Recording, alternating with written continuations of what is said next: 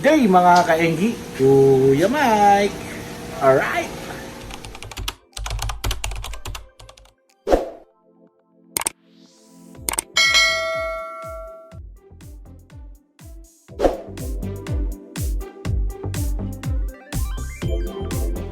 Yun mga kaenggi, no? So, ito si Vice, no? Kita nyo, nandun yung dalawang tab. Kasi siniset up na namin yung angle bar. Ayun yung angle bar na ilalagay natin dyan sa mga walls, no?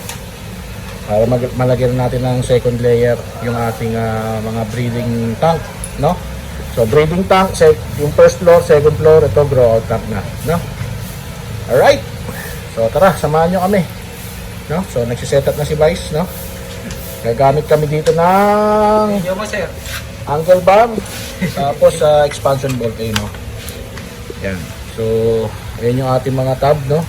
Binabanan muna natin. May mga laman na yan, no? Alright. So, mga kaenggi, ito po yung ating angle bar na gagamitin, ano? So, nung una, plano sana, kahit hindi na ibaba yung tab dito, ganyan, no? Kaso lang, magiging masyadong mataas, no? Kaya namin tinanggal para kahit yung yan pasok yung isang tornilyo sa ilalim, no, para medyo mababa lang ng konti, no? Ayan, no? So hintayin natin, no, ma-setup. So ayos. So, bali yung gagamitin natin dyan, it's either 30 liters, ito, no, ganito yung 30 liters, no, or yung 34 liters. Titingnan na lang natin pagka natapos na kung anong available, no, sa market. Yan, no, so sinusukatan na ni Vice, no. Yan, so ganyan yung ganyan lang sa kataas, no. May nakalubog do sa ating yun, mga kainggi, at nag brown out, no. Kaya tigil muna sa trabaho dahil di tayo makapag barena. Tayo dyan, no. Sana sandali lang yung brownout. Wala naman kasing advice, no? Alright. Kainggi, at wala pa rin kuryente. Kawawa naman yung ating mga alagang arwana. Ayan. So yung ilaw na yan, solar yan, no? Kaya may ilaw dito. So nagka-kuryente na, no, mga kainggi. Tapos ito na yung ating naibaba na nila lahat. Yung ating mga tab, no? So silipin natin. So nilalagyan na nila ng bracket. Yan. Tapos expansion bolt. Yan, no? So mamaya tingnan natin itong mga isda natin, no, ba ano nangyari sa kanila. Alright.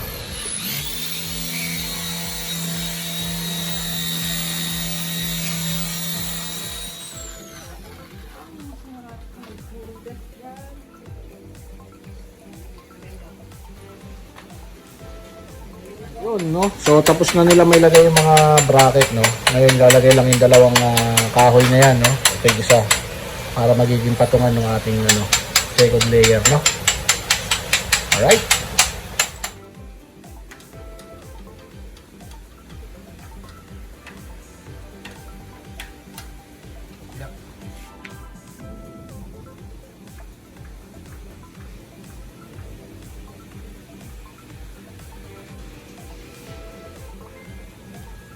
Binabalik na natin yung ating mga tabs. So nangyari ngayon, nagkaroon siya ng space sa gilid, no? Kasi nga tamaan yung ano.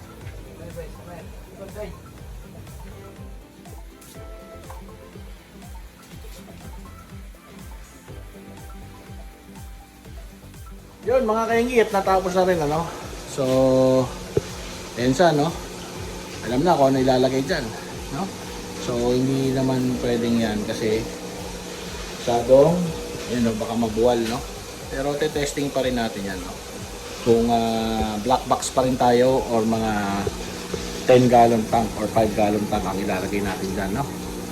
For breeding. Yeah. Alright. Yun mga kainggi, no? So tapos na tayo maglinis, no? So pwedeng ganyan yung setup natin. Pero most probably baka glass aquarium na lang ilalagay natin dyan, no? Pero we'll see pa rin, no?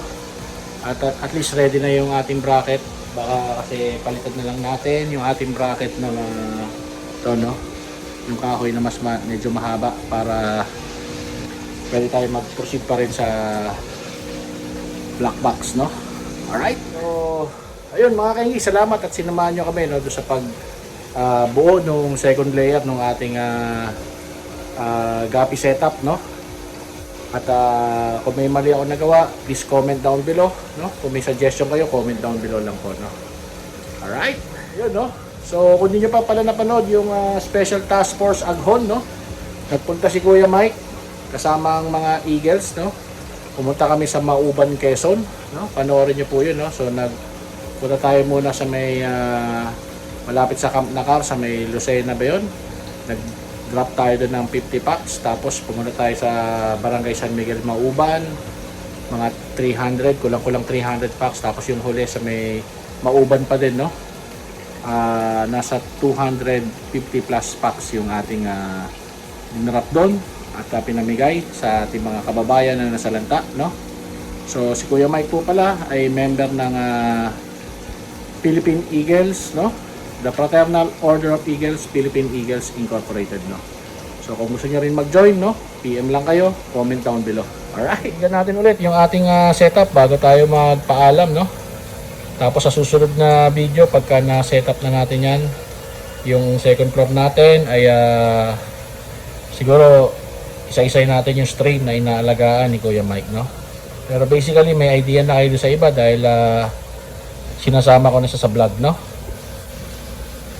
Yan.